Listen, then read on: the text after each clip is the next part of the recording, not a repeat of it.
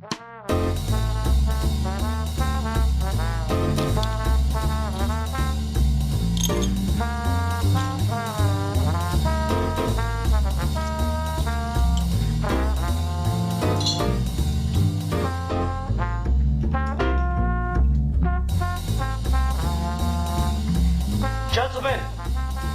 the time has come once again to discuss things.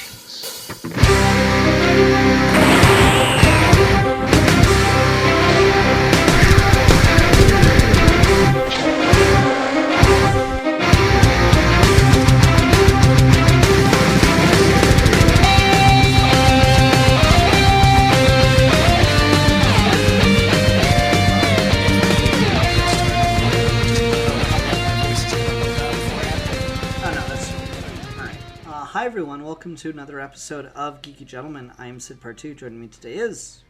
Steve. Oh, good. Good start.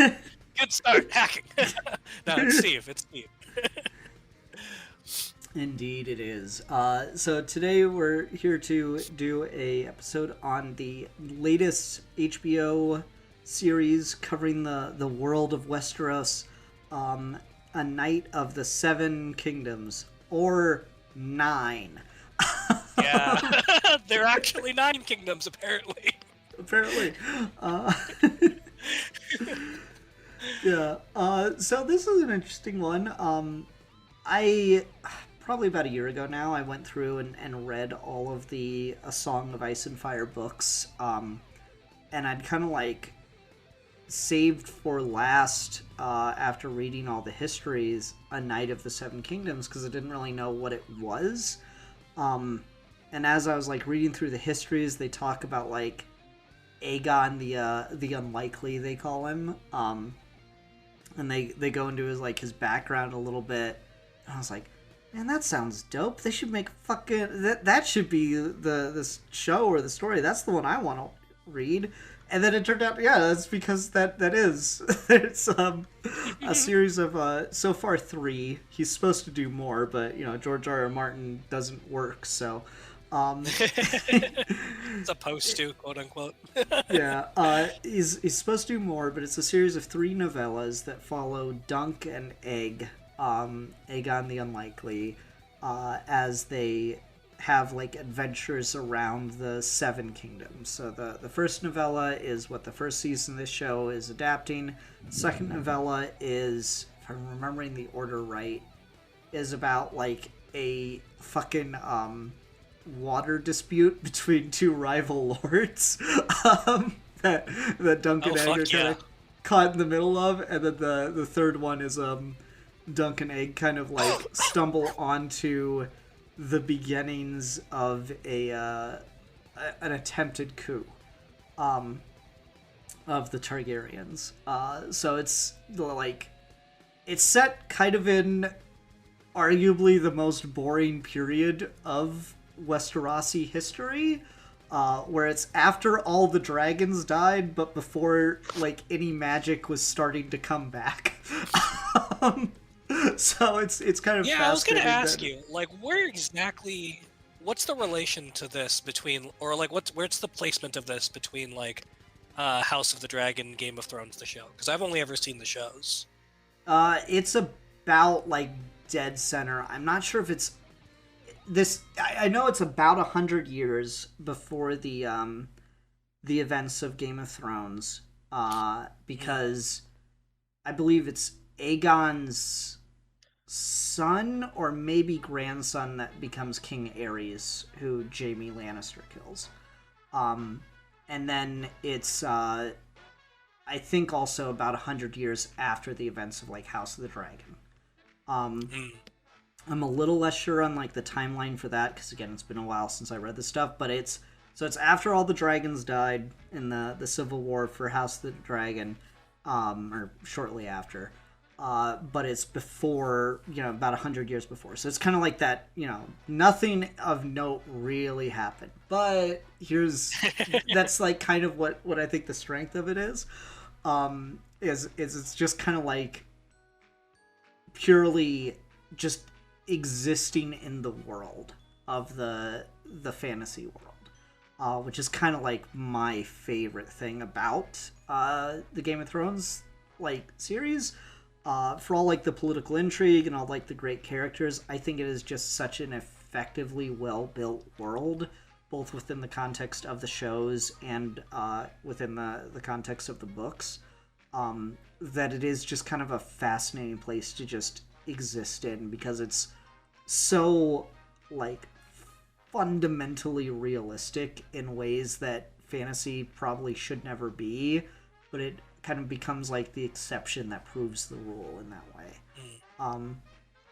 So I was really excited, not only that that story existed as a series of novellas, but also that they ended up deciding to adapt that. After like House of the Dragon got started, I was like, okay, so they'll probably do this, and they'll probably do like the Aegon's conquest of the realm and stuff, but they'll probably never really get into this. This is like pretty niche, but I guess also it's one of the few things that Martin like actually wrote a story for, as opposed to a fictional history. So maybe I shouldn't have been as surprised that they went for it. But that being said, I was really excited to see that this was happening. So what did you think of A Knight of the Seven Kingdoms? Well, I'll preface by saying my Game of Thrones opinions tend to be pretty conventional. I don't have any burning hot takes. I like the show up until the point that people tell me that they ran out of book material, and then you can tell it gets really bad. I think the first season of House of the Dragon's fine. I think the second season's terrible. So I wasn't planning on watching this because I wasn't planning on continuing any of the stuff in the series. But then you wanted to review it, and then I saw a lot of good reviews for it. I'm like, okay, let's give this a shot. And I fucking loved it. I thought this was great. This was the 6 episodes here are on par with all the best stuff about the first 3 or 4 seasons of Game of Thrones that I love so much. It's a very different flavor than that show, I think. And it feels like it's a bit more of a callback to older styles of HBO prestige television, which is a weird thing to say, but like it feels like very pre-Game of Thrones and how the episodes are constructed and the tone and stuff. But aside from a couple of quibbles about episodes 5 and 6, I thought this was fantastic. I love Sir Duncan the Tall. I would die for that man. He's so nice. He's just like my favorite kind of archetype of big, dumb, and sad. He's so good. He's great. I love all the side characters. There were a couple of like truly like hype moments, like at the end of episode 4, where that was what got me into the fucking book so hard. Yeah, no, like he's trying to rally the crowd and trying to get someone to show up, and no one will, and you're like, oh, this is sad, this is gonna be a massacre, and then the last 30 seconds, fucking what's his name, Baelor shows up, and it's the coolest thing ever. It's so good. I really liked the show. I thought it was great. Same. I liked it quite a bit. I will do the classic, push my non-existent glasses up. It's not as good as the book, which it isn't in like different ways. The show's like kind of plain. Accurate to the book? Mostly, it adds some stuff. Like there's nothing about like the girl and how he meets Sir Ireland and all that stuff. None of that's in the books. It's just kind of like vaguely alluded to. I think my biggest problem was how much it departed from like the subtext of the book to almost 100% just make it text. Like they still cut away, so it's you could still like think about it if you want to, but like the subtext of the book is Sir Ireland never knighted him. He is just lying. And the final episode gets real close to just 100% confirming that before they cut away again, even though it looks like he might have just died all over again.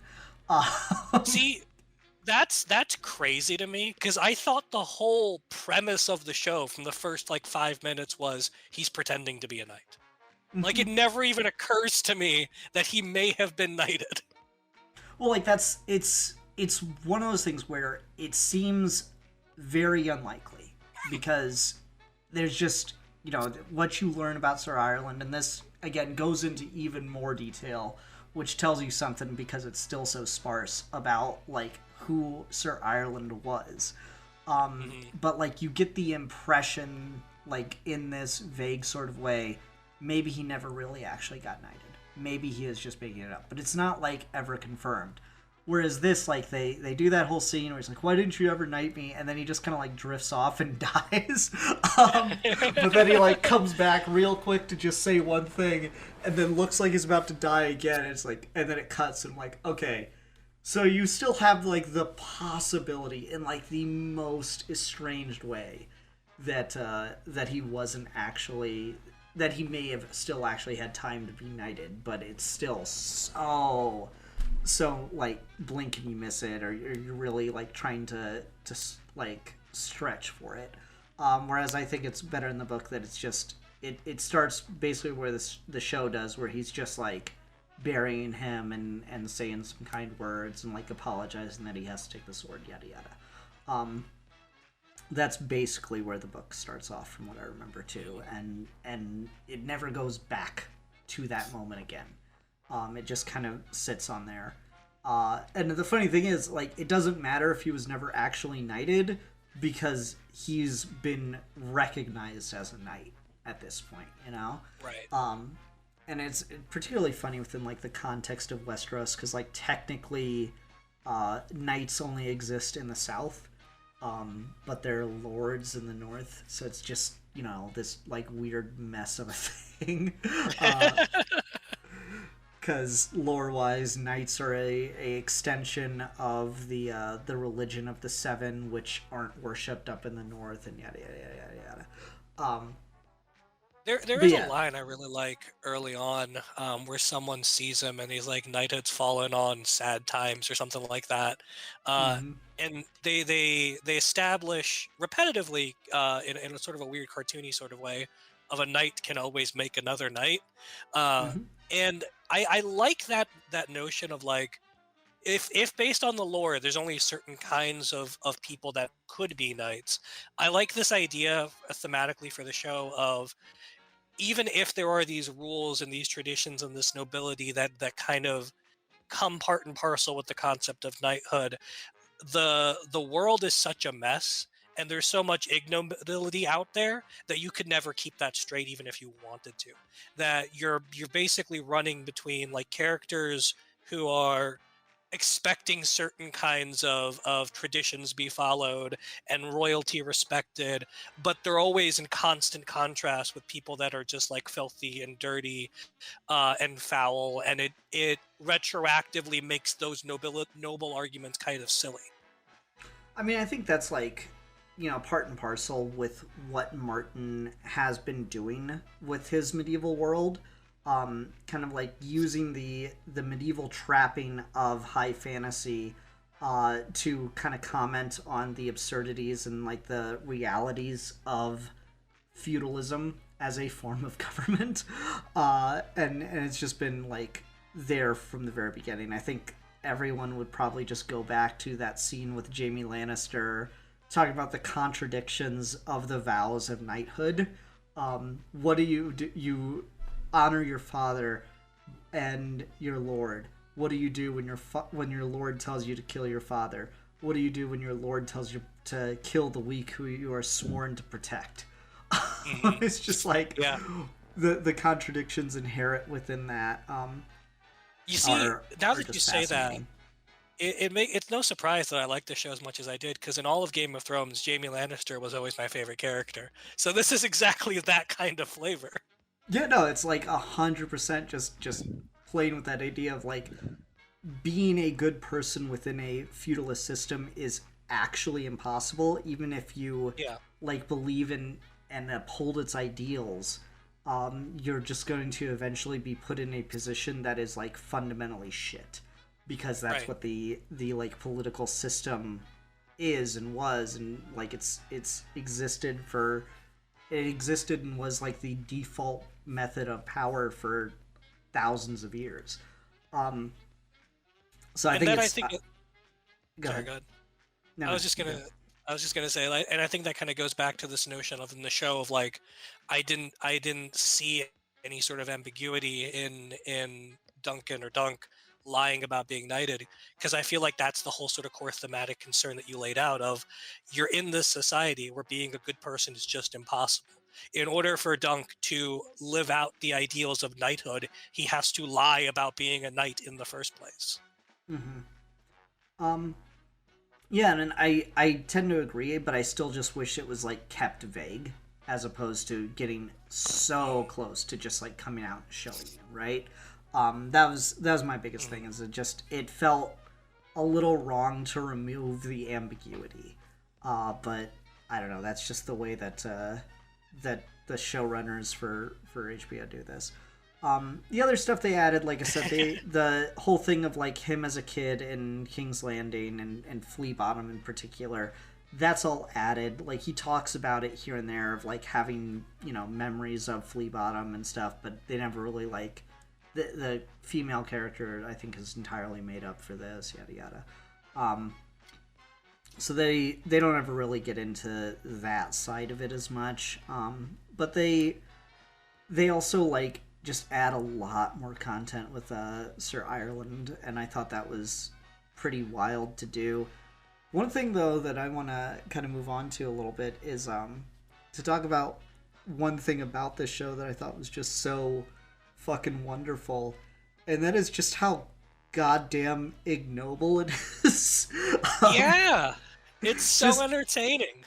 Everything's so gross and shit, and it just like lingers. Like right from the beginning, you get like that moment of what he's thinking about doing, and you get like the beginning of the Game of Thrones music hit. You're expecting like the cool animated intro, and then it just cuts to him fucking shitting behind the tree. and every episode opens with one of those just fucking like gross out moments. When he first like gets to town and he's in the horse's stable, and that guy's like, "Are you Baelor Targaryen?" And he's like, "No." And he's like, "Then can you move the fuck out of the way?" Like, there's just so much like anachronistic comedy and just kind of taking the piss out of all of this royalty and ceremony and stuff that I really like. And it's a good sort of extension of the two kind of characters we're dealing with, because you've got Dunk, who is lowborn and aspires to high ideals, and you've got Egg, who is highborn and aspires to the simpler life that Dunk lives. And because they're always working at that cross purposes, the whole world kind of embodies that struggle that they both have. So Dunk's always just seeing every aspect of the world almost feels like it exists to make him feel bad about thinking that there could be a better place out there. But then in his relationship to Egg, he takes it as a responsibility to say, you have to set an example of it doesn't have to be this way. And it's a really good, just like, not only just comedic pairing, but also just a really good way to like express both of their worldviews. That like from the jump, when they meet each other, there's a kind of respect that Dunk expects, there's a kind of disrespect that Egg gives back, and they're just always moving in those directions. And I really like that dynamic. For sure. Again, I think Egg just being such a, you know, like such just a pure-hearted little kid is such a cool take. Because I remember it's I think it's in the books, and it's definitely in the show, where Tyrion has that thing where he's like, every time a Targaryen is born, the gods flip a coin. On one side genius, on the other side madness. And like it's just so great that you kind of see that still playing out like all the way back here, where you've got like Egg, who's like this pure-hearted kind of you know, just lovely kid, and then you've got his older brother, who's just, you know, this spoiled fucking shit. He's, you know, sadistic and just like tries to worm his way out of situation that he gets himself into. Just so fucking good. Definitely. And the kid actor, he's phenomenal. He does such a good job all the way through this.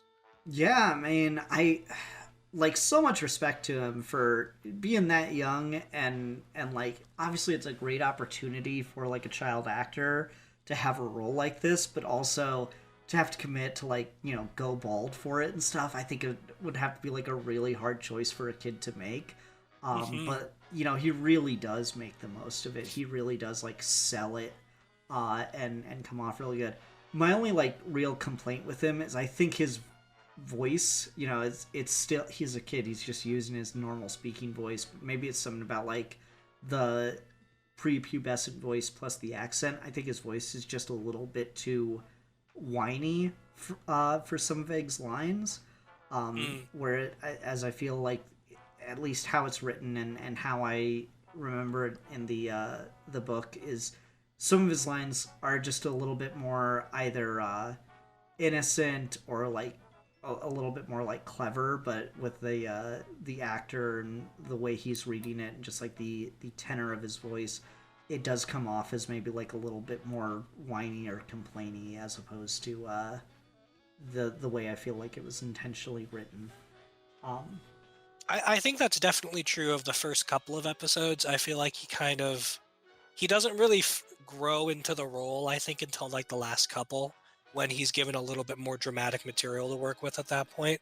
I really like Egg's conversation with Dunk in like the start of the 6th episode, after his dad offers to let Dunk be his knight and Egg be the squire, and they go back to his home, and Dunk refuses, and they just have like that sad little conversation in the hallway together, where Egg's just completely brokenhearted about the fact that this isn't going to work out.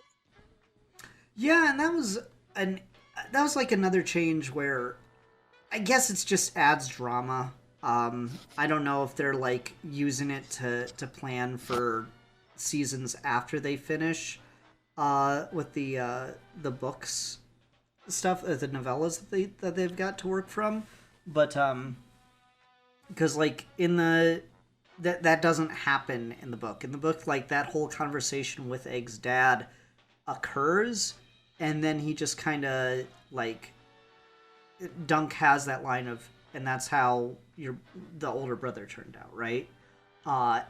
And they just kind of like look at each other and come to an understanding, and then Egg's just with him. There's no like last minute reveal of, oh, it was subterfuge. Dunk didn't like walk away and turn him down. Like he just fully accepts it, and they're just kind of off together. Whereas that's just not really what the show's deciding to do. It's wanting to, I guess, create more trouble for them or heighten the drama. See, that's kind of fascinating, though. I kind of love that choice if that's the case, where they changed it so they doesn't get permission. Yeah, I can kind of see it different ways. I think my biggest problem with it is it just makes Egg's father a little bit more like blatantly antagonistic, whereas he's like relatively neutral in the story. And I think there's something interesting about the neutrality, but I think my biggest problem with it is the whole reason that he allows Egg to go, and the thing that I think makes Egg the most fascinating thing is, in the book he's called Aegon the Unlikely because, if I'm remembering the history right, he's like 14th in line for the throne. So they just don't think like, yeah, they don't think there's any chance this kid will ever actually become the ruler. But due to just the nature of Targaryen tragedy, he does. And like to really get the just the absurdity of it. So you remember in Game of Thrones, you remember the Maester on the wall with Jon and Sam Tully and stuff, right? Yeah. Yeah, so like he's got that really epic reveal scene pretty early on in the show after like Ned gets killed and Jon wants to leave the wall. And he's like, our moment of choice all comes. For you, you're lucky it came when you're young. For me, I was already an old man. They already killed the babies when my moment of choice came. And he's like, looks at him and goes, who are you? I'm the last Targaryen. That's Egg's brother. Oh, damn. Yeah. Okay. So, like, he would have been in line for for the throne ahead of Egg, but he'd already like decided to go off and become a maester by that point. So he'd like already made vows. There's just so many like things of everyone else should have been king before Egg. So it makes the nature of him like just being allowed to go off because there is no actual expectation for him, I think a little bit more fascinating. And they don't seem to really play with it in that way here. They show that he's got two brothers ahead of him, but they're not really showing the like full extent of his family ties, which I found kind of interesting. Well, there's that line his dad has when Duncan gives him not exactly a counteroffer, but just refuses, and he's like, "Your son turned out this way because he never got to see the world," and his dad has like this really pleading and sad look where he's like, "He's my last son," and I think that's part of why I like that the choice of making Egg run away at the end so much, because it seems like from the histories and the books and stuff, there's a lot of nuance to everybody. But I think to the Knight of the Seven Kingdoms credit, everybody in this show basically has an archetype that they're fulfilling. They're all kind of not shallow per se, but like they're superficial in how their personalities played out. Like you've got the good son, you've got the bad son, you've got the nice knight, you've got the mean knight. Like everyone is sort of one dimensional in that way, and that makes them endearing and for different reasons. And I like that because Egg is so clearly a nicer kid than anyone else in his family, with maybe the exception of Baelor, who decides to help Dunk out during the trial by combat thing. I think it does sort of make sense that within that context, Egg was never going to be allowed to go off and see the world in that way, and that you do kind of have to give him this dramatic tension of he's disobeying his family tradition, because I think the show, maybe rightly, maybe wrongly, doesn't make any of the Targaryens sympathetic enough to kind of warrant that choice without it reflecting poorly on Dunk himself. Because if Dunk agrees to this and just becomes like their knight, except roaming the countryside, and after everything that's happened to him, I think that probably makes him seem a little less sympathetic than he actually is.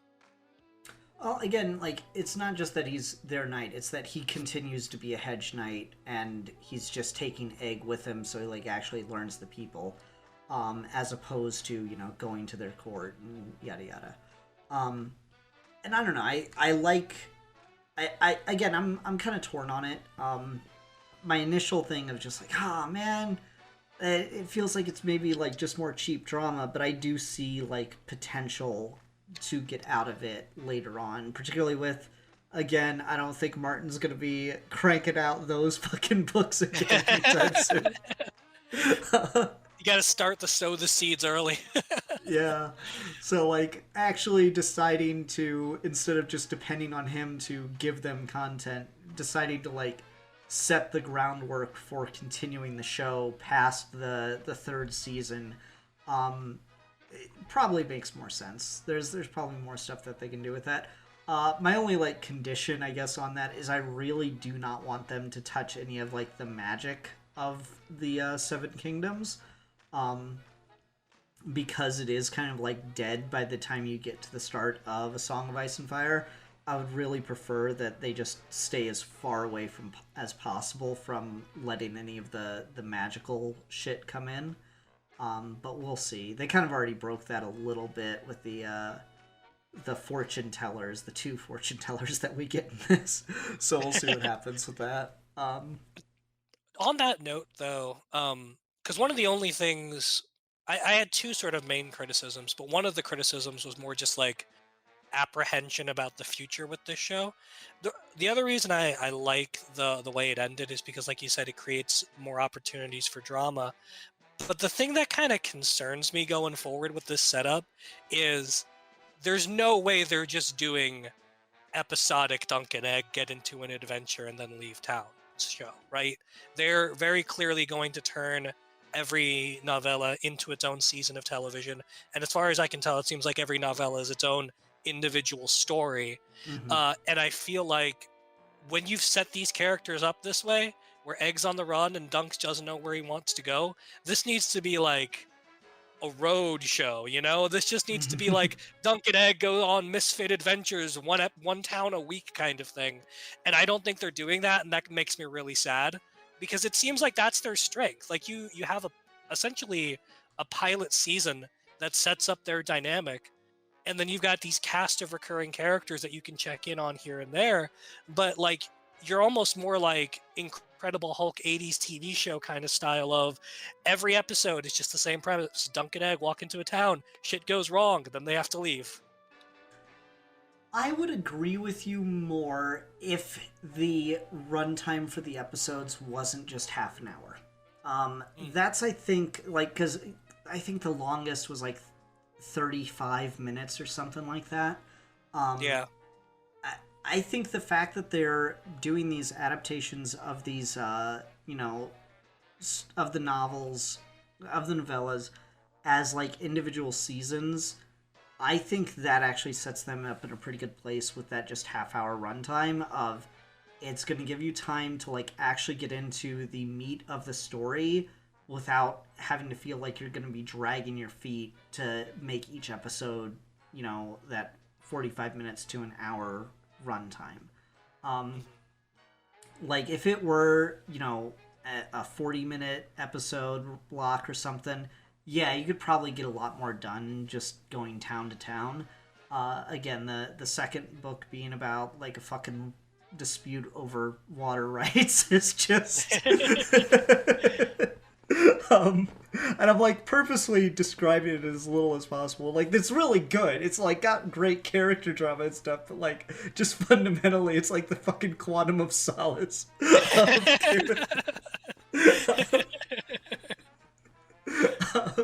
Like it's on the front it's boring, but like the kind of drama and the real human drama specifically that it generates is just, I think, inherently fascinating. Because like what's this season about? What's the plot of this season? Oh, there's a tournament where a knight gets in trouble with the ruling family, and so they have to fight about it. Like it's just so low stakes compared to everything. Yeah. You know, what's the premise of the Game of Thrones series? Oh, well, the realms of men are threatened by the evil magics of the north, and meanwhile they may not be able to fight them off because they're all too busy trying to kill each other for an Iron Throne. And like that's high drama. That's like high stakes. And you know, House of the Dragon, a little bit lower, but like the houses of this royal family are in the middle of a civil war, but they're also dragon riders, so it's just, you know, literally tearing the kingdom apart. Again, pretty high stakes. Knight of the Seven Kingdoms. What if this lord wanted the water rights to this river, but this other lord has a better claim on it, and Dunk and Egg are stuck in the middle? It's completely ignoring all the human drama that's actually interesting, but it's just so fucking low stakes. It's like fucking Xena Warrior Princess, right? Like it's an episode of Buffy the Vampire Slayer. It's just like low stakes but high existential dread. Like that's what you need in a good TV show. Yeah. So I would agree. Again, I would agree with your concern if we had longer episodes. I think the fact that they're shorter episodes, you know, at least for the first 3 seasons, I'm pretty on board. Adapting an existing premise, I think that's a pretty strong place to be. As long as they don't try to, you know, drag anything out to be more than 1 season, I think we're in a decent place.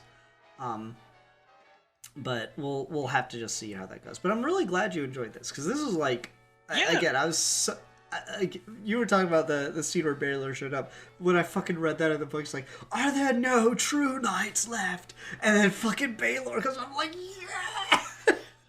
It's so fucking cool. But I love that he shows up and it's a big sort of hoorah moment, and then he dies at the end. But then the Baratheon dude, whose name I can't remember, has that really good line in the early part of the 6th episode where he's like, all he did was fight people sworn to protect him. He didn't risk anything, and I. Which is funny I to say about the guy who fucking died, but whatever. Yeah. Yeah, no. I like that there is kind of a messiness to all of these people where like all of them kind of stand on ceremony, but at the end of the day they're all kind of wusses about the same thing.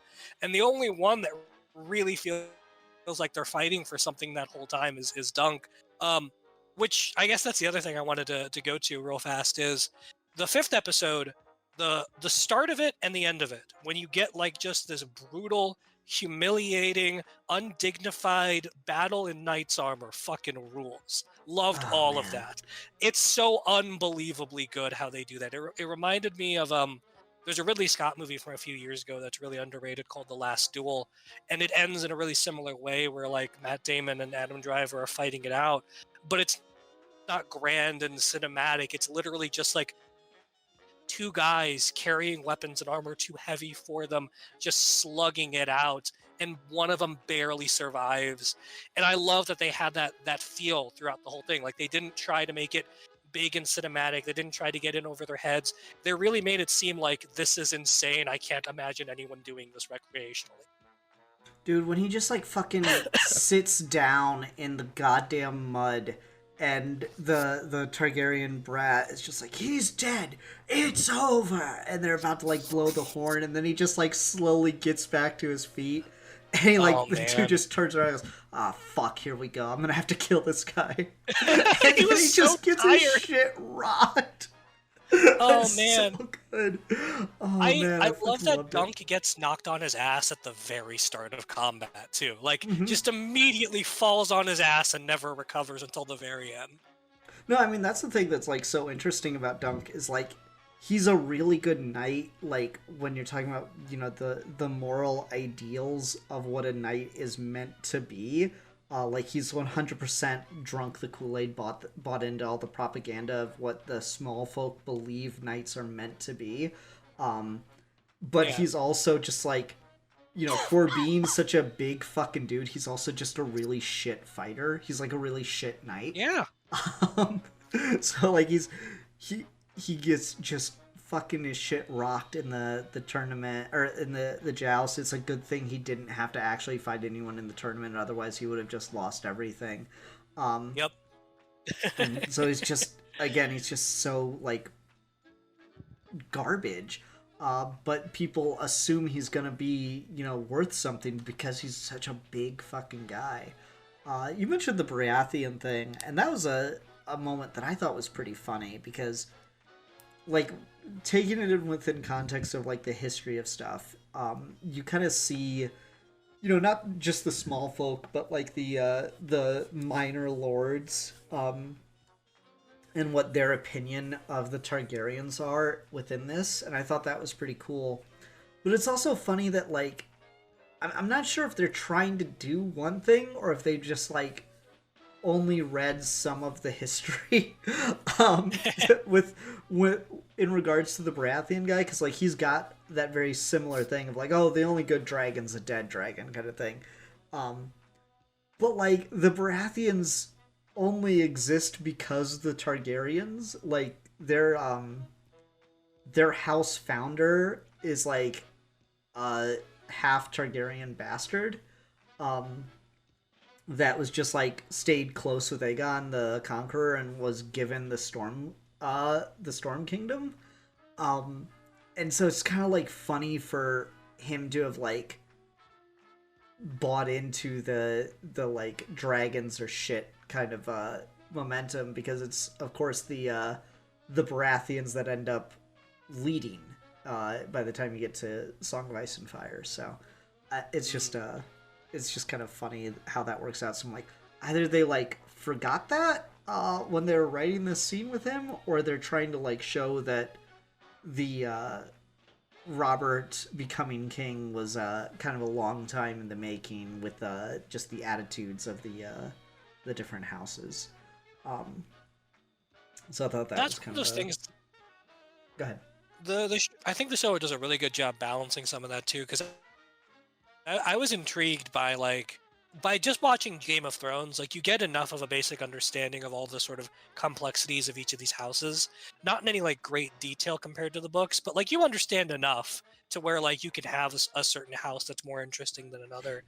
And I was kind of fascinated by like how many like quote unquote names are just in this show and how well it balances giving them personalities and likable characters without just kind of devolving into a lore fest.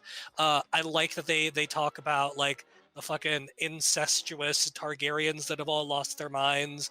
I like that the Baratheon guy, um, kind of like the king in the first season of Game of Thrones, is just partying and drinking and hunting all the time. Hmm. Like those kinds of like little touches I really appreciated because I think this is how you build a franchise that doesn't feel like homework, where you make a show that's good, that's enticing, that has lore that isn't homework, and then you make those lore elements or those important families like the Baratheons or the Targaryens just enticing enough within their own context that it makes you want to go back and read more about them. For sure. Because that's kind of how I felt about it. I was like him and Han about whether or not to get into the Game of Thrones books for a long time, and I just decided to kind of on a whim one day, and I'm really glad I did because they are actually really fantastic, and it's too bad that they'll never be finished. um,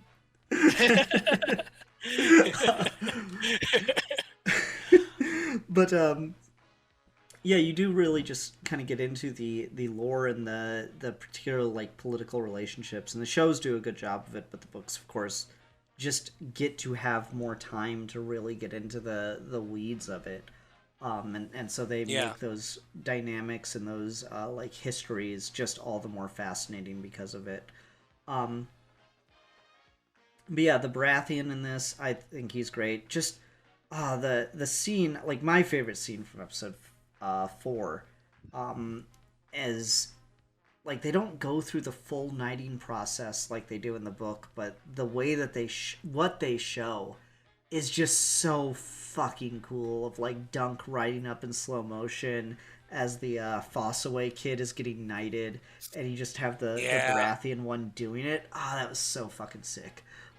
um, I fucking loved that. I love that, and it also sort of the way it was performed, it almost made me think like, does he know that Duncan's not actually a knight? It almost plays a little bit like he's trying to get him off the hook.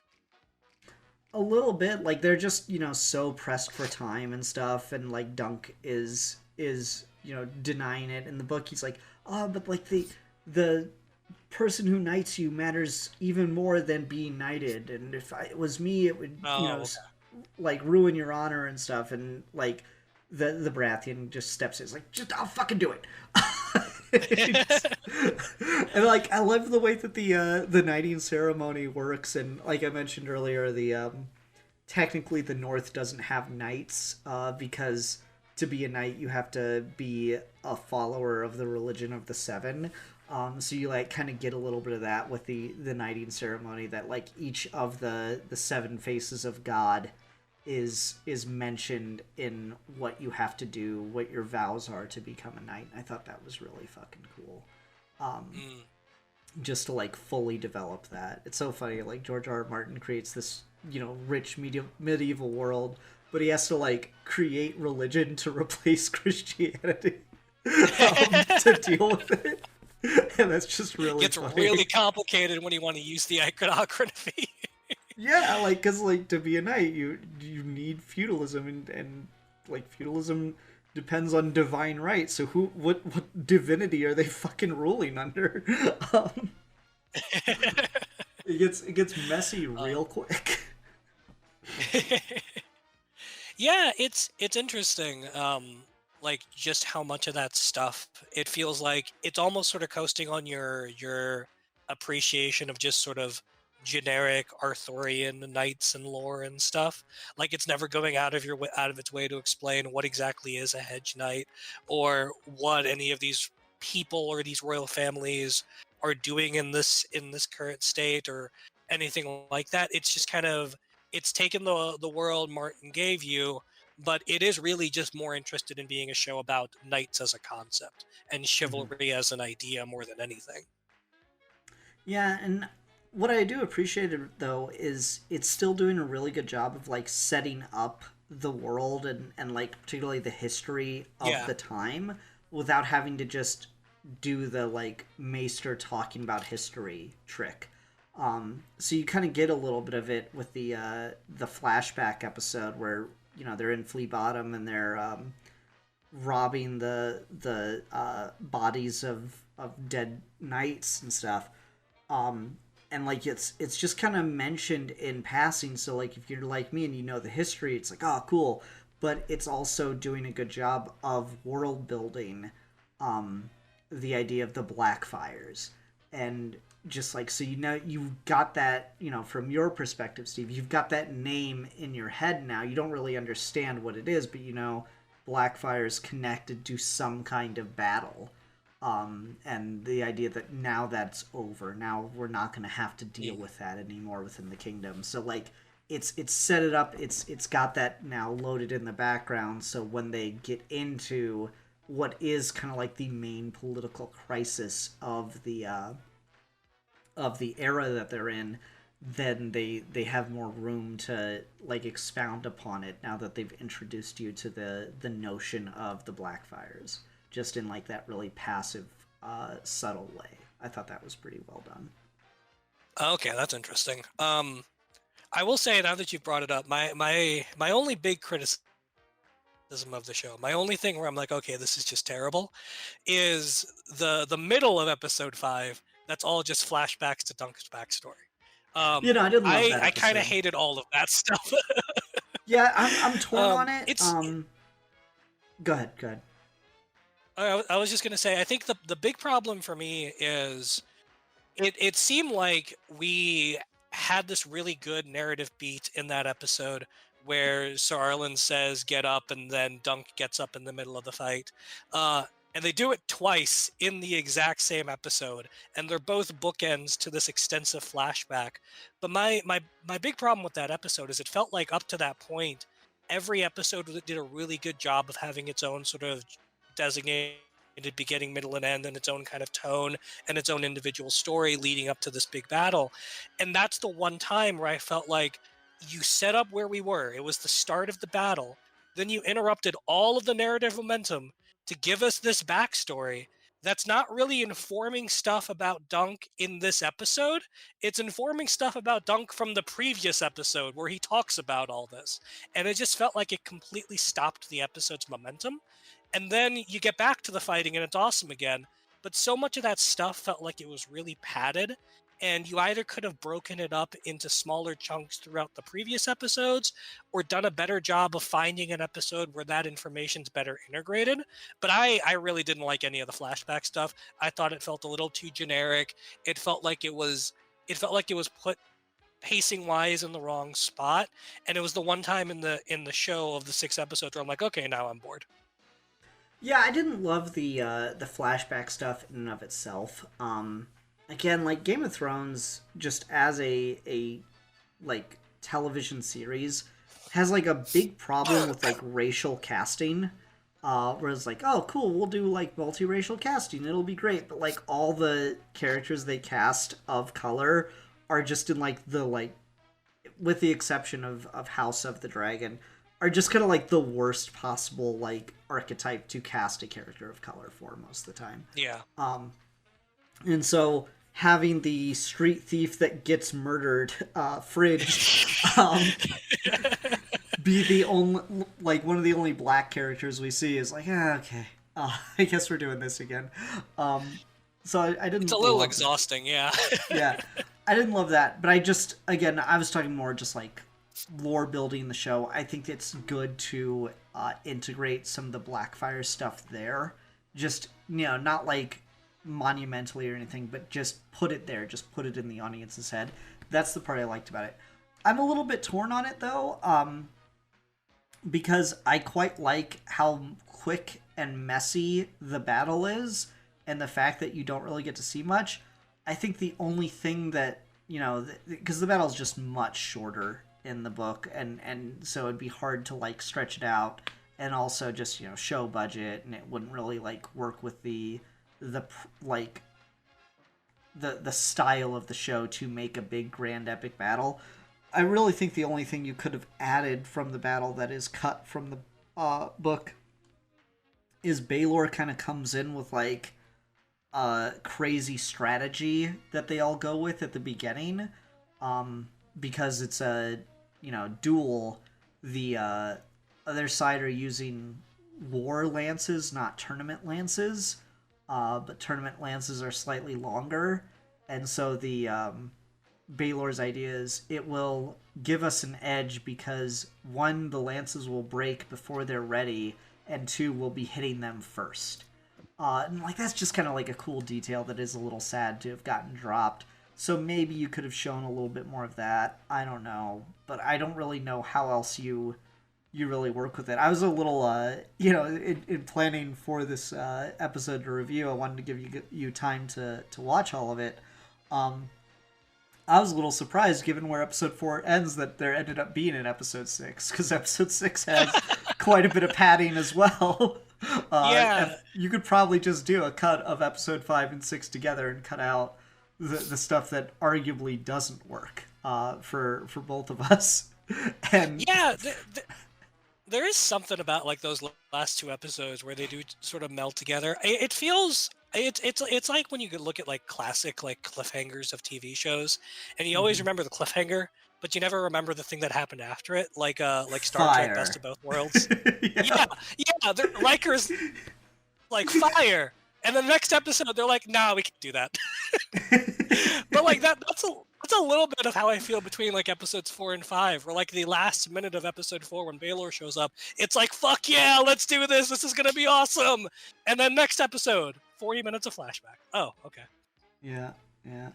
It's a little bit on the lower end of it, but I don't know. I did like some of the stuff they added, like Baylor's funeral. I thought that was really good. That was nice, yeah. Yeah, just get that in there. They also, I mentioned this earlier, they added the fortune tellers. I know for a fact they added the fortune teller that talks to Egg, because I would have remembered that shit. I don't remember if the Targaryen seer was part of the book. I don't think so, but I did like that detail. I thought that was pretty good.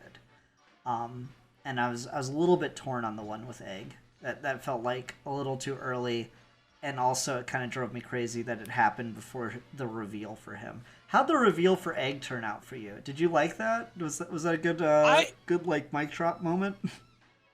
That's one of those, like, if you do your job with foreshadowing, it's not really a surprise, it's just satisfaction. And that's kind of how that episode played, where it does a really good job of just like skirting around the fact that Egg has more information than he lets on, the fact that he's always kind of ducking when they get to the tournament so no one important sees him, and Dunk gets into that fight and it feels like, there's only one thing that could stop it in this moment. Oh, and it's your little pal's a prince. That makes perfect sense. I liked that. I thought it was a great way to end the episode. I think I was telling you earlier this week, or maybe last week, I was just doing one episode a night. And both episode 3 and episode 4, where you had Egg reveal that he's a Targaryen, and then 4 when Baylor shows up, those were the hardest episodes to resist the urge to just go to the next one.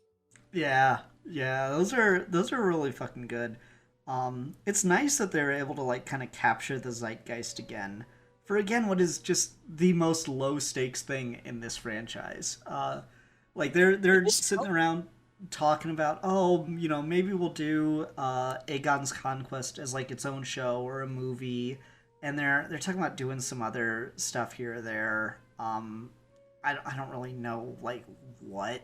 I know there's like extended stuff from the Song of Ice and Fire universe that they like might be able to do, but just fucking Dunk and Egg is just so low stakes. But the fact that they're able to like kind of capture the Twitter zeitgeist felt really cool.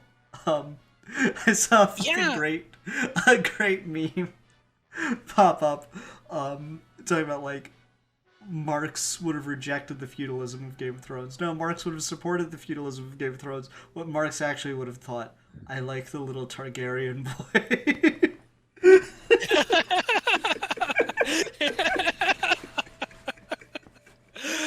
Damn. That's good. Oh man.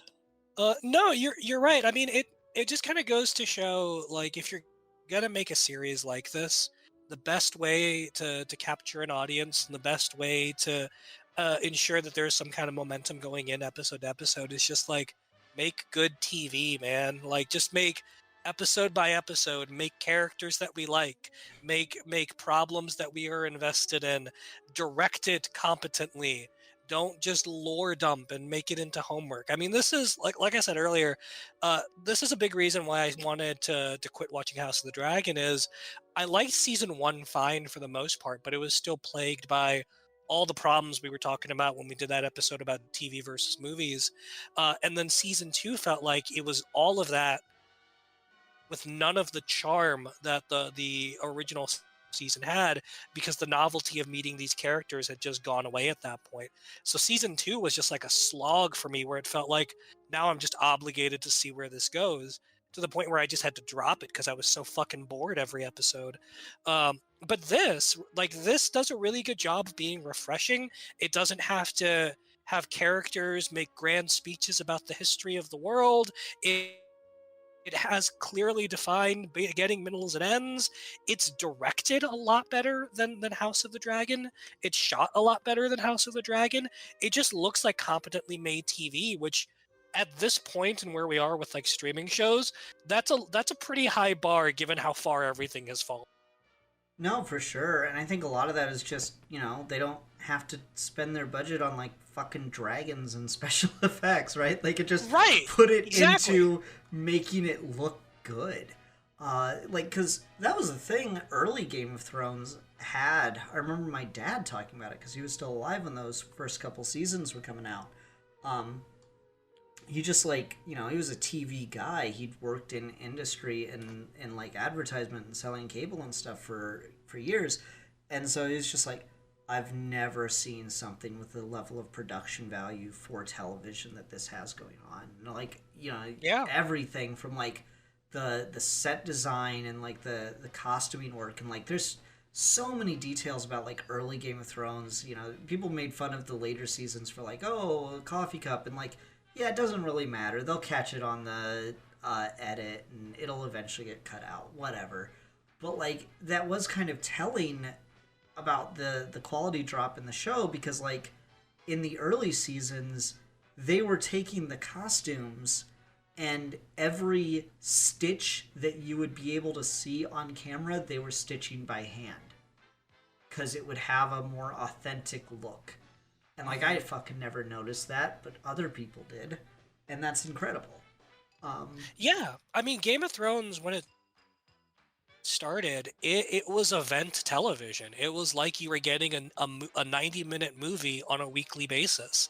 And the big drop in quality, like we could argue about the narrative choices as far as what they do in the later seasons versus the books that don't exist. But like the big difference for me was just like it felt like the basic production design and the writing had just fallen off a cliff. That it got to a point where everyone was just spinning their wheels episode to episode, so none of the novelty of the costume work or the actors or anything were getting you through what was actually happening, because everything just kind of felt so mechanical and uninspired at that point. And then you fast forward to this, and it doesn't take itself too seriously. It feels like it's got real emotional stakes. You've seen these kinds of worlds and characters before, but they feel refreshing because the actors and the personalities are so unique, and you're not letting it overstay its welcome. It's not a 22 episode season. It's not a 13 episode season. The episodes are not 50 minutes to an hour long. They're all just like little 30-minute bites of like quirky little Westeros journey of two guys. It's great. Yeah, and like they add a lot of stuff to pad out the story, but like it's stuff that just feels right. Like it helps you feel like really immersed in the world. Like the sequence that I really liked is Dunk in the tug of war contest, you know? Like, that's just Oh really yeah, that's fucking great. good. Um, and just like the semi they gay for each other dance with the Baratheon dude. Just Oh, there's a that lot was of so stuff. good. Yeah, I no, was in love with that. those two gonna fuck at some point, I swear. Dude, I was so disappointed that he didn't just take his offer to go hang out at his kingdom in the Storm's End. That would have been so fucking cool. I mean, at that point, that's just its own show. Um, I want it. I want it, man. I want Sir Duncan the Tall and Lionel Baratheon to just hang out. hang out with their dicks out, right? Dunk and egg and exactly, exactly. Dunk and Just like egg Rose. and Lionel. I need it. Yeah. I need it. I love that dude. I love that actor. He's great. Yeah, I love how no one in this fucking show is capable of like giving good advice. Like you and I were cracking up about the fucking bit with Duncan Egg, where he's like, "People used to bully me for being tall, and what? They I have my own problems. yeah." He's so good. But like like he doesn't understand how to give empathetic advice though, right? Because like he doesn't get Yeah. any. Like Sir Ireland apparently never bothered like fucking talking to him. It would seem. and like when he goes to Baratheon for advice, Baratheon's just like, you know, like, what do I do? I'm fucked. Yeah, you are. Anyway, I'm gonna go drink now. To that point, though, one of the touches I love is the only time we see Arlen is when he's dying and when he first meets him as a kid and is just drunkenly stabbing people. Us as the audience only ever see this dude in a bad light. Like he's sad, he's drunk, he's dying, he doesn't do anything to distinguish himself, and everything good about him is just stuff Dunk has repeated to other people. That the image of Sir Arlen of Pennytree, the good honorable knight, is entirely, as far as the audience is concerned, a figment of Dunk's imagination because we never get to see it. And I do really love that because it calls attention to that idea we were talking about earlier of like Dunk's living in this world where he wants to be noble, but no one in the world is giving him an excuse to do that. And even in his model of nobility, his knight, the guy he squired for, even that guy to the audience is a letdown. It's only in Dunk's mind that all these values are arising, and that makes him even more sympathetic because every time he talks about him, he's choosing to see him in the best possible light. Which I think, you know, you and I both are kind of in agreement that the flashback is, you know, more or less fluff. But I do think that, like, one good choice about the flashback is you immediately understand why Dunk sees him in that light, given the way that they meet. You know? Yes, yeah. The fact that, like, he comes to his rescue just out of nowhere for no reason and doesn't ask anything from it. Doesn't like say anything, doesn't care. He just does it because it's the right thing to do. I thought was such a good way to like immediately clue you into why Dunk like worshipped the ground this guy walked on. Yeah, you get from the perspective of a kid why he would look up to him, and then at the same time, Arlen's able to embody both of those competing values of he's doing the right thing, but the thing he's doing is brutal and messed up, and he is drunk out of his mind while doing it. And so that kind of tension that never eases throughout the series, it's a really perfect introduction to like what messed this kid up so much.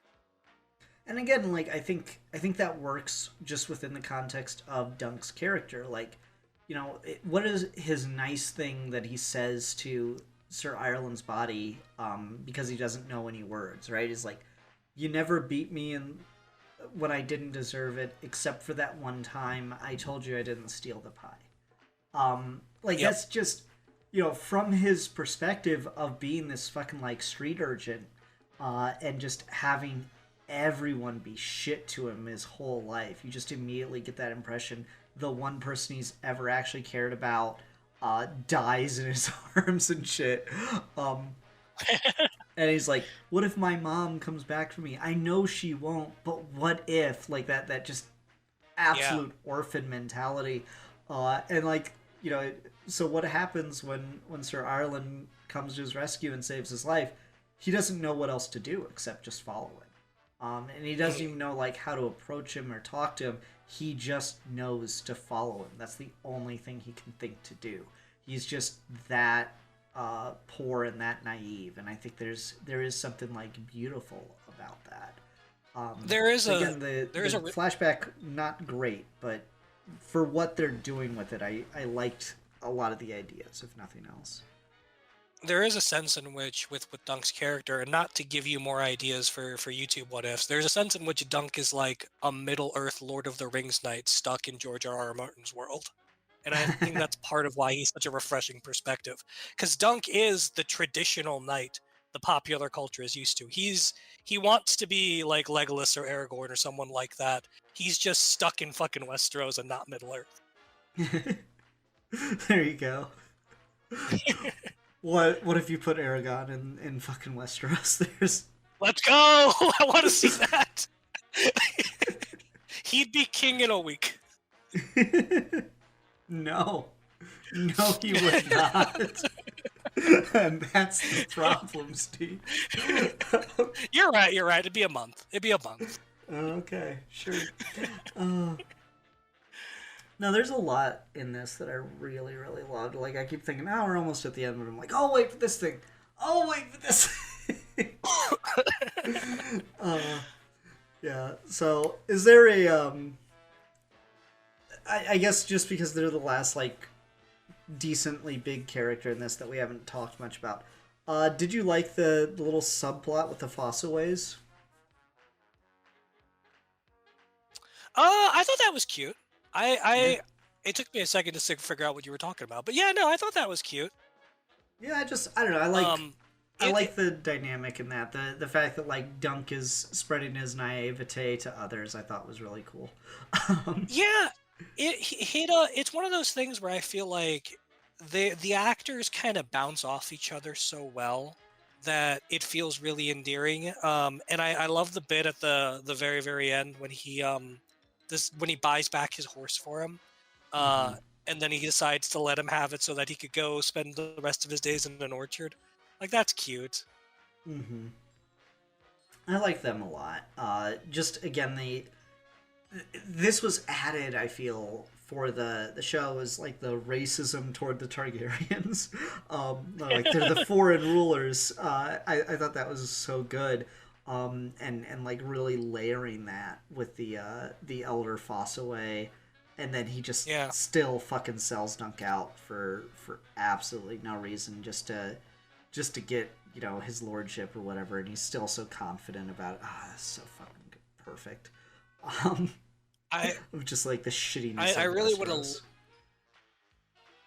I I really loved that he's the guy that starts this crusade to help Dunk get the knights rounded up, and he's the first one that betrays them. Like, it's both extremely fitting and still really sad to see, because I think by that point you're really in Dunk's corner of like, this guy's changing the world. He's getting people on his side. He's bringing out resentments about the way that knights have not been noble. And never mind. They're all the same. They're just gonna betray him. He's probably gonna die here. Yeah, no, that's so perfect. And like that moment where he's like giving the speech, it's like, will no one stand with me? Are there no true knights left? And then one fucking guy gets up and farts. Oh my Yep. god. And they all just laugh at him. They're just so mean. It's just so, like, again, just the lack of dignity in this show was just so impressive. Haley and I were watching it, and then fucking when you see Sir Ireland, and he's just got his old man dick out and just starts pissing in the beginning of the episode. Just the lack of Yeah. glamour in this shit.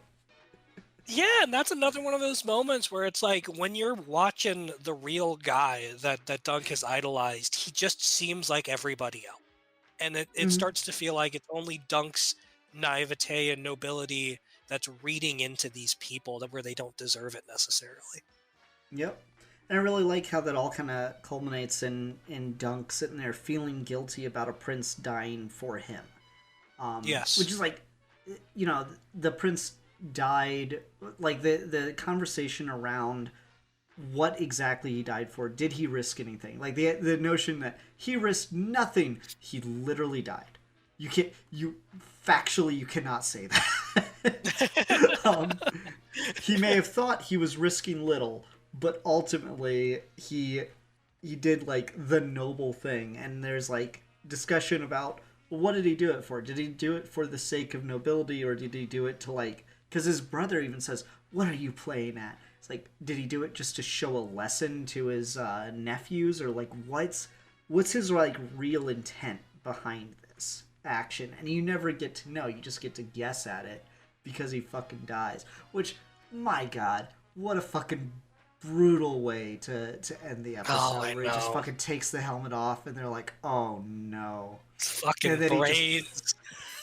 Oh, but like that just feels so fucking real, doesn't it? Where it's just, you know, I feel like Martin just read that about that happening at a tournament at some point, because it's just so fucking tragic and disgusting, and it's just like absurd that he's up and walking around and feels fine. He's like, "Oh yeah, he just dented my helmet." And then it's just, you see his fucking brain has caved in because they're all just playing at war. It's so fucking perfect. The other part of that conversation they have at the start of the 6th episode, between the Lionel Baratheon and Dunk, where he says he risked nothing, they also talk about like divine justice and God, and the idea that Dunk's situation is that the gods are just mocking him at this point because of both what he probably did, but also because of the naivete he enters the world with.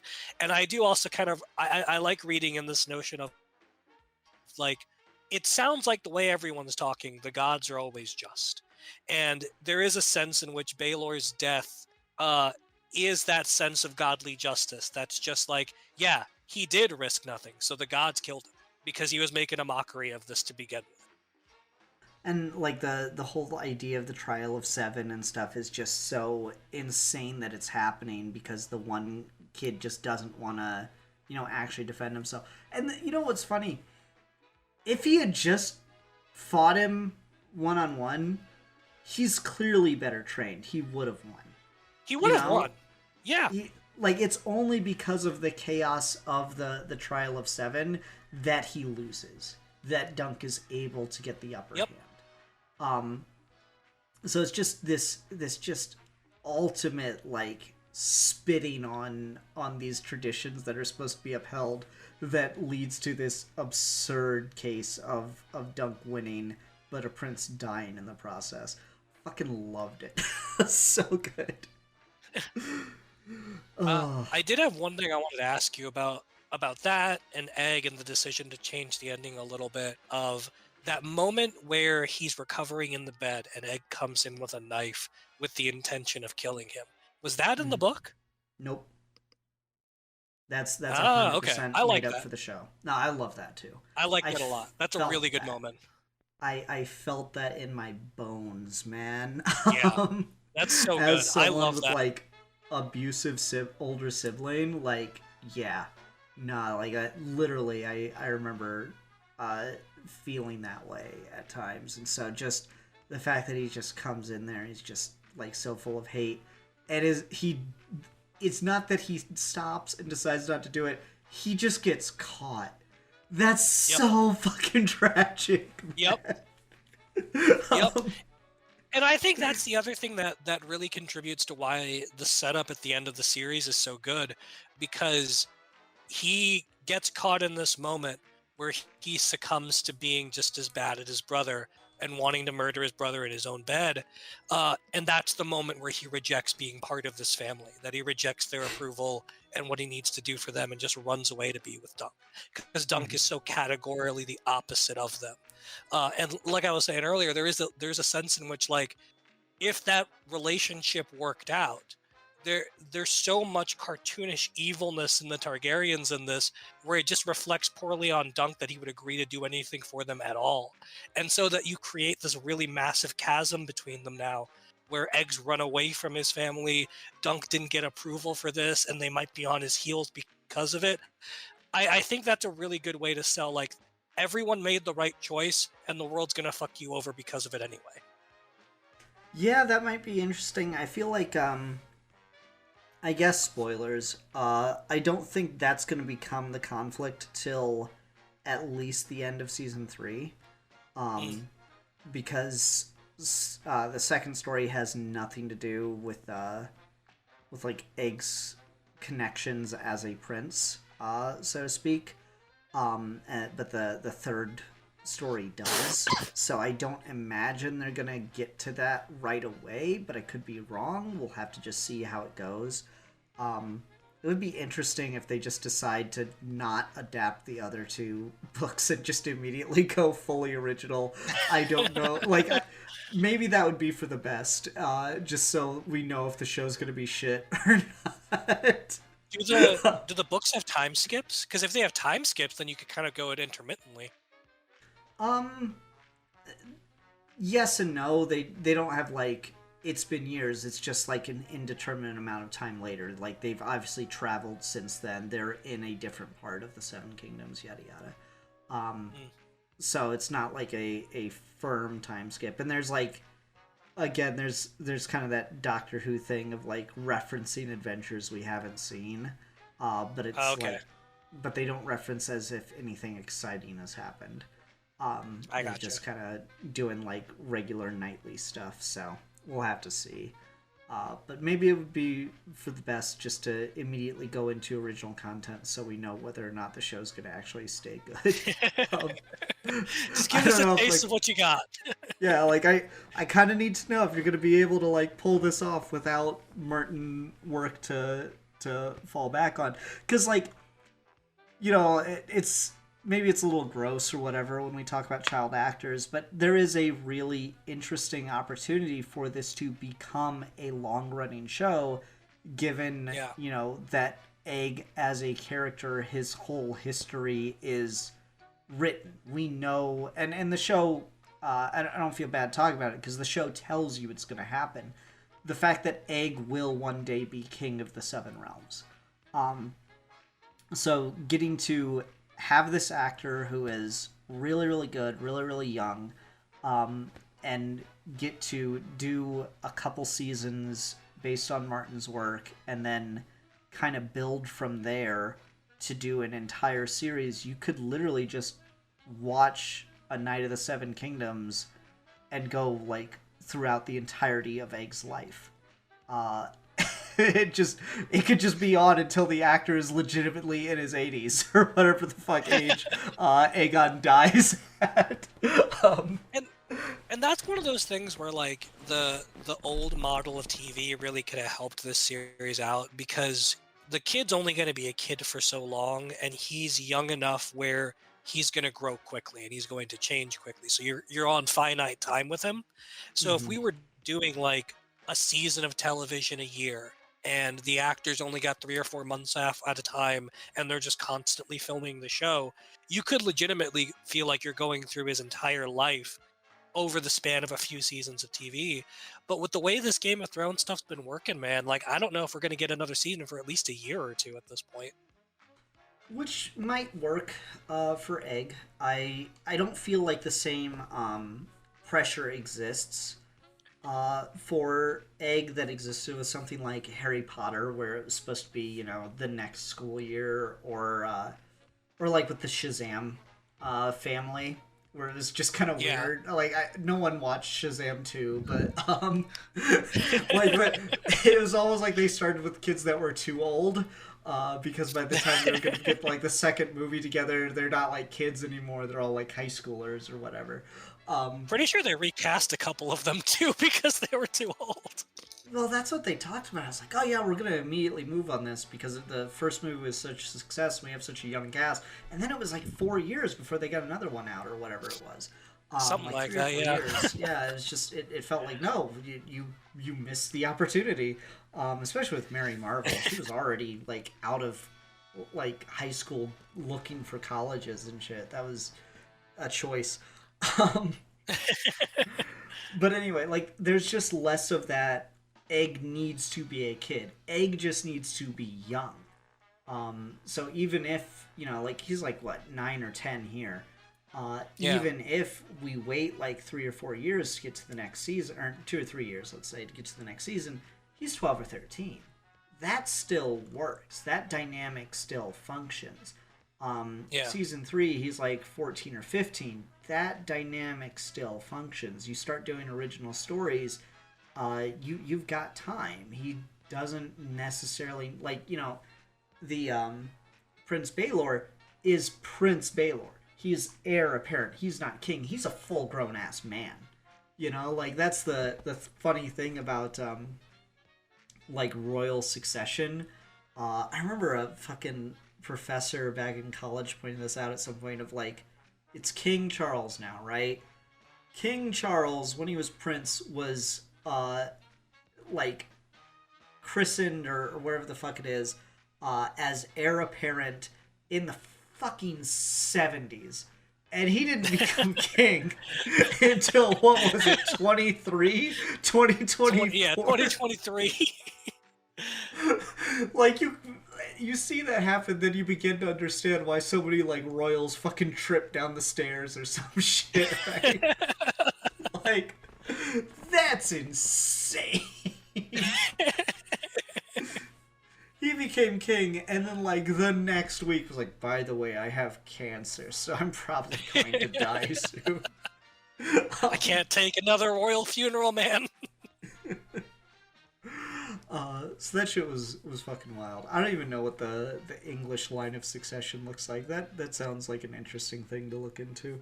But yeah. Yeah. So I just... But to my point, though, like, it still works with Egg. Egg can, like, age, and we don't need to, like, pretend that he's still 10 at any point. Yeah.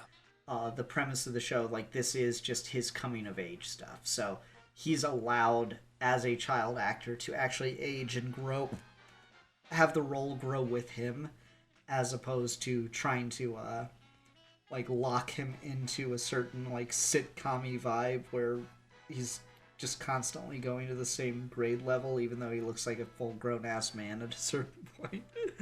Right. Yeah, but and that's kind of the thing that I worry about is I feel like depending on how quickly they're able to pull out the seasons, I wonder if this whole sort of Game of Thrones media machine franchise is going to start feeling like, oh, suddenly there is pressure to start setting him up as king so we can do a show about his reign as the king. And Dunk and Egg unfortunately has to suffer because of that, because they're not going to have both of those things happen at the same time. I don't know when he becomes king in the novels, like, so maybe there's a lot of time, but it does sort of feel like one of those things where if they don't allow the show to quickly enter production season over season, it feels like with the state of Warner Brothers and the state of how long it takes to get new shows made with them, that it's very easy for this particular show to kind of fall under the cracks. Which, even if that happens, I'm kind of okay with it, because don't get me wrong, I still love the other two novellas, but the first one is by far the strongest. The other two have, like, really good stuff, and again, great character drama. I forget his name, but the Lord of the Checky Lion is just such a great fucked up old man character. And I need to see that shit on film. So badly. But, like, at the same time, just that hype moment of, are there no true knights left? And the fucking king, the heir apparent comes out. That's so fucking sick. And I just don't think you necessarily get to the same, like, hype level. Sure. Also, on the age thing, it is worth mentioning, right? Like, when Game of Thrones started back in 2009, you had all the Stark kids were cast pretty young. Like, they aged them up from the books because they knew they'd be dealing with a lot of, like, stuff around sexualization, which, just happened to children of a certain age within that system, so it makes sense to do. But they just wanted to try to find a sweet spot where, like, the actors were still young enough that it's uncomfortable, but not like so young that it's like very uncomfortable, if that makes sense. Yeah. So, But again, like, like Game it's of interesting. Thrones also. I'm almost done, so I'll just finish this point. It's interesting to look at that, like how young the actress for Arya was when they started the show, and then they get to the final season and they feel the need to have her have a sex scene. Whether or not that was like the right decision, but like the actress had aged to the point where they felt like that was something that like suited the character or the world at that point. I just think that's an interesting way to look at it in like that long run kind of thing. Yeah, but I mean, to the point of Game of Thrones too. Like Game of Thrones was released when we were at the end of the old way of doing TV and into the new way of doing TV. But Game of Mm-hmm. Thrones also still released like a full 10 episode season within 12 months of each other every year for 6 or 7 years before they slowed down for the end of it. House of the Dragon's been on TV for like 4 years now and has 2 seasons. Mm-hmm. Yep. That's how we do things now. So like maybe... that's all I mean is I Go ahead. I was just gonna say that's all I mean is like I feel like you're right. Like maybe if nothing else happens of Night of the Seven Kingdoms, that's also fine. But it does also sort of feel like you've got a really good kid actor. You've got people who seem ambitious about wanting to follow the life of Duncan Egg. You've got this great setup of just a tale of a knight and his squire going across the country. That's a very easy thing to build a TV show around. And it starts to feel like the machinations behind the scenes are overcomplicating something that is way simpler than it needs to be. Like you could literally just do a 6-episode season of Night of the Seven Kingdoms every 6 months for like 10 years, no problem. And the fact that they have to logistically plan for it to the degree that they do seems really antithetical to what the show should be. Yeah, I would tend to agree with you. I think the way out of it might be the fact that they're trying to launch multiple projects at the same time, because I was kind of shit talking it earlier, that this is able to look so good because it doesn't have to deal with fucking dragons. Whereas, like, House of the Dragon did look really fucking good, though. Like, just the visualizations of the dragons, nothing, like, feels, like, floaty or whatever. They're, like, the dragons feel like they have weight, yada, yada, yada. The fire looks good, the texture of the dragons, they feel alive. They don't feel like just random floaty CGI creatures. So, I kind of understand deciding to take a little bit more time since the dragons in that show are so much more heavily featured than they were in the Game of Thrones series. The amount of times that Daenerys just had them, they're sleeping in the other room or whatever, compared to the screen presence that the beasts have within House of the Dragon, I think is interesting. So I could see like an argument that they need more time between seasons to really like plan out and nail down the visual effects side of that show. So, you've got that going, you've got this going, they're launching other projects again. I still think it's up in the air whether or not they'll do Aegon's Conquest as a standalone movie or if it'll be like its own limited series. So what they might be trying to do is kind of like a 90s Marvel Spider-Man, like a book a week, but like a show a year kind of thing, like a season a year of one of the Game of Thrones shows. Just rotate them out, yeah.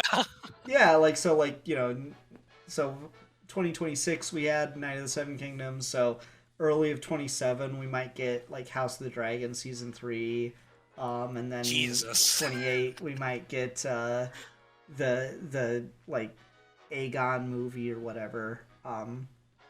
29 we'll get the AI redo of the last season of Game of Thrones that everyone on the internet wants for some reason. They've been talking about redoing Game of Thrones from the start, and I'm like, I don't know, man. Like, God. Last season isn't great, but it's...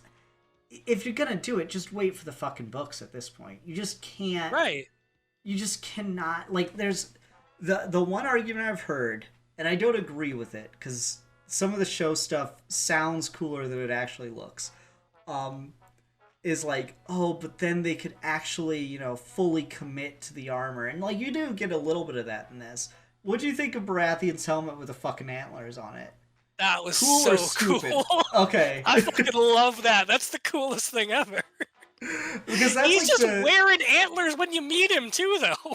Yeah, like, that's just his thing. But, like, that was the big thing of, like, if you look up, like, the art of the, what do they call it? The Battle of the Trident, where Robert killed the Targaryen prince.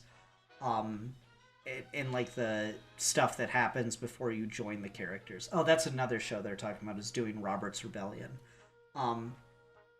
So like, if you look up the art from the like games and stuff that are based on Game of Thrones, the designs for the armor is just so elaborate and crazy, and like it's cool as shit. But then there's like the practical side of it that goes, okay, so I just yank on his helmet and then he's on the ground, right? Like, that's what happens if you put fucking antlers on your helmet, right? Like, we can all acknowledge that. That I just lightly eat and I pull your ass straight to the ground. I don't care how strong you are. You're creating levers on your fucking head.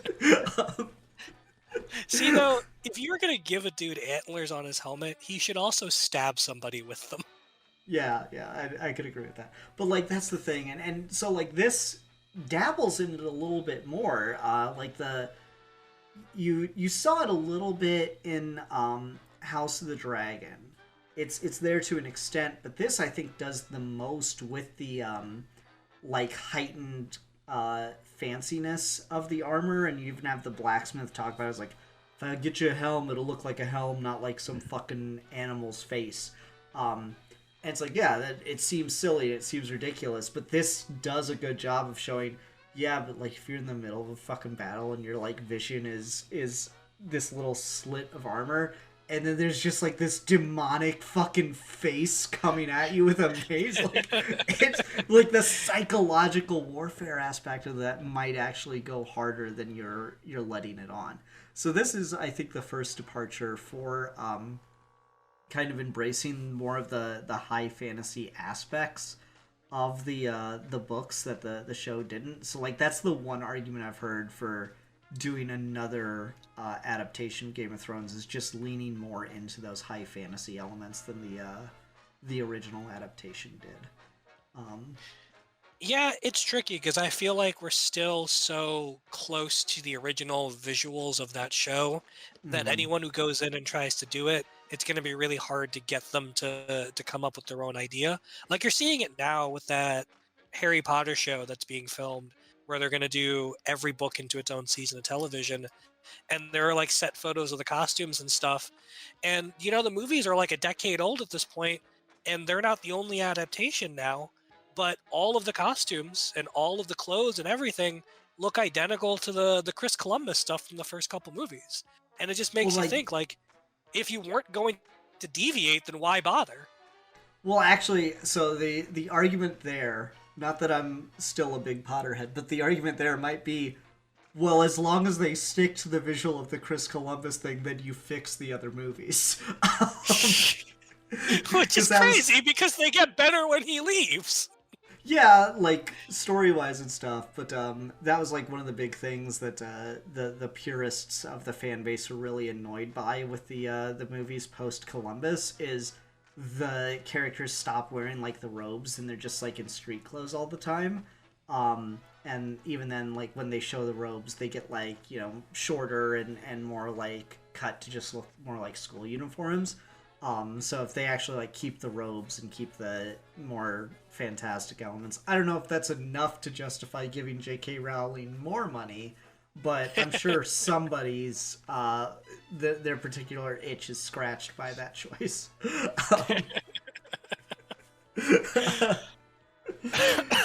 Oh, okay. I think we covered everything for this. I really liked it. I'm excited for season 2 and 3. Same. After that, we'll see. I'm excited to at least watch the entirety of season 4. we'll see if it maintains quality after that point. I'm taking bets now. What's gonna happen first? Knight of the Seven Kingdoms season 2 or the next presidential election? Oh.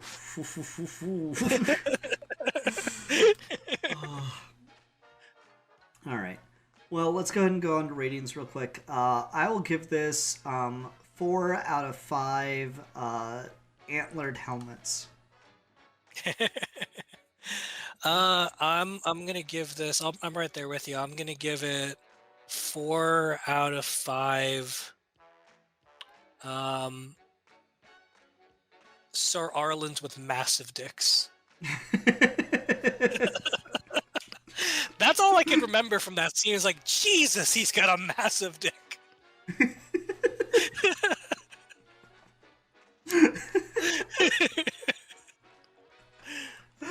Jesus. Okay. All right. So, everyone, thanks so much for watching. Until next time, I'm the Philosopher. And I'm the Luddite.